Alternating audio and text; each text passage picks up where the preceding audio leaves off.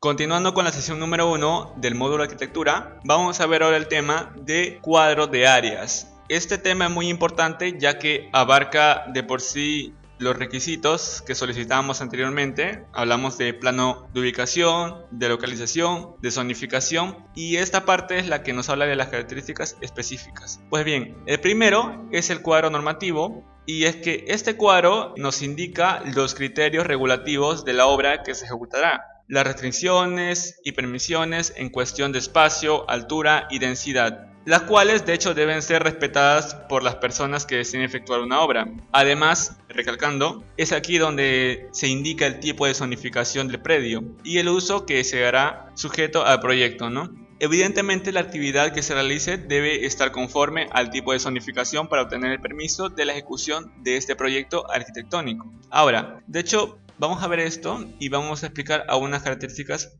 de algunos de ellos. Por ejemplo, el primero, que sería el retiro frontal, que en este caso está aquí, ya que no tenemos lateral ni posterior. El retiro frontal en este caso es la distancia mínima del límite del terreno al inicio de la edificación. También tenemos lo que sería la densidad neta, que la tenemos por aquí. Esta es la relación entre el número de habitantes de un área urbana y la superficie destinada a los edificios de vivienda.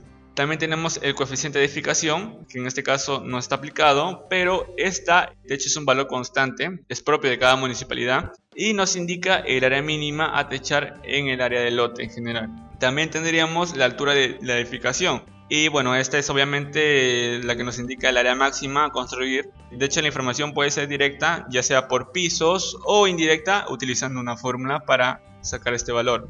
Nos falta aquí, y es que estoy viendo, nos falta un cuadro de zonificación, y ya es que esa nos indicaría si es que es apto o no el terreno a habitar para la construcción, ¿no? Para el proyecto. Pero nos falta, posiblemente esté en otro cuadro normativo. Pues bien, también tenemos el uso de terreno en este caso, ya que esta es determinada hacia el área de estructuración urbana. Nos indica el tipo de proyecto o el tipo de obra que se va a hacer dentro de este terreno, ¿no? En este caso es una vivienda multifamiliar. También quiero hablar de forma más específica, exclusivamente la densidad neta, ya que puede haber más características generales y es que no la estamos tocando. Pues bien, la densidad neta en este caso tiene una característica y es de la población. Esta nos indica el número total de habitantes de una determinada área. También tenemos un segundo punto que nos indica este cuadro dentro del cuadro de áreas, de hecho, nos dice la densidad de población bruta, es decir, la densidad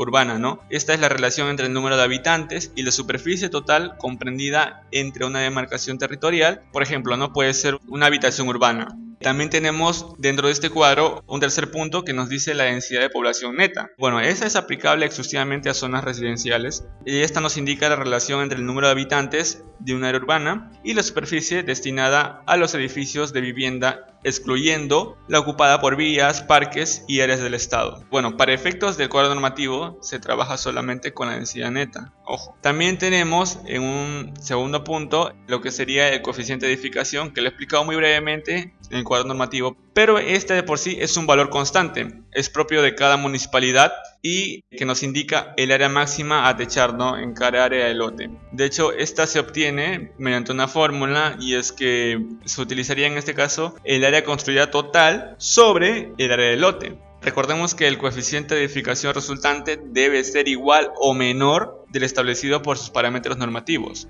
En un tercer punto tenemos el área libre y es muy importante ya que es un tema muy tocado dentro de la lectura de planos. Esta pues es el área no cubierta, obviamente, no considera zonas fuera de proyecciones de otros niveles. De hecho, esta se obtiene restando. Primero sería el área del lote en general menos el área techada de primer piso sobre el área libre.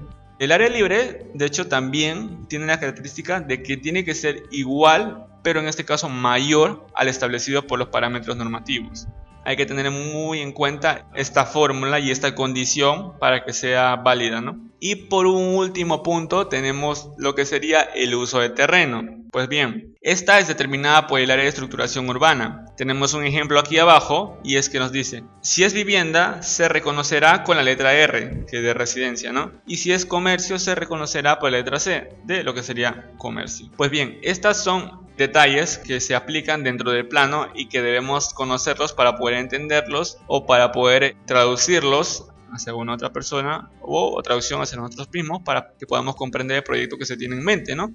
Ahora, lo que tenemos también es el cuadro de áreas, que en este caso lo tienen aquí en pantalla. Tenemos una muestra. Pues bien, esta, como le expliqué anteriormente, tiene los pisos que abarca el proyecto, que en este caso tiene primer sótano, semisótano, primer piso, segundo piso, tercer piso, cuarto piso. Y bueno, también tiene áreas declaradas. Pues bien, el cuadro de áreas es un cuadro en el cual se indica el área en metros cuadrados de los diferentes pisos constituyentes a una edificación, así también como el área de predio, área techada, área libre y área ocupada. Estas son las características que se muestran en pantalla, ¿no? Hay algunas que no tienen porque no son incluidas dentro de la obra, por eso están vacías, pero las que sí están dentro es por las que están ocupadas, ¿no? En este caso, de primer sótano, semisótano, tenemos el área declarada nueva y el área total, que al final, como no se ha hecho ningún cambio parcial, viene a ser el mismo en el lado total, ¿no?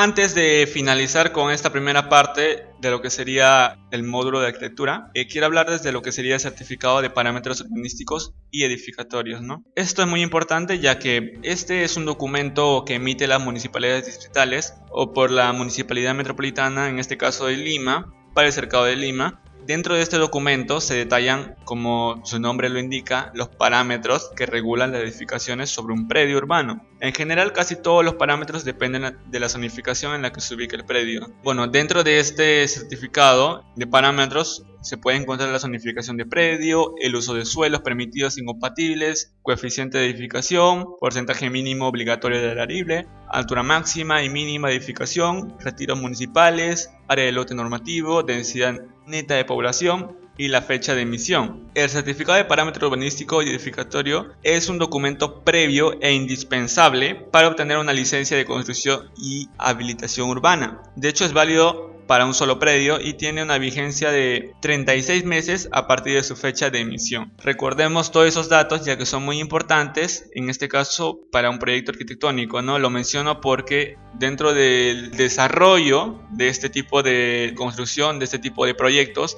hay que tomarlos muy en cuenta ya que si no, no es aprobado y no va a correr, ¿no? De hecho, como les indico, tiene 36 meses a partir de su fecha de emisión para que sea dado en marcha este proyecto.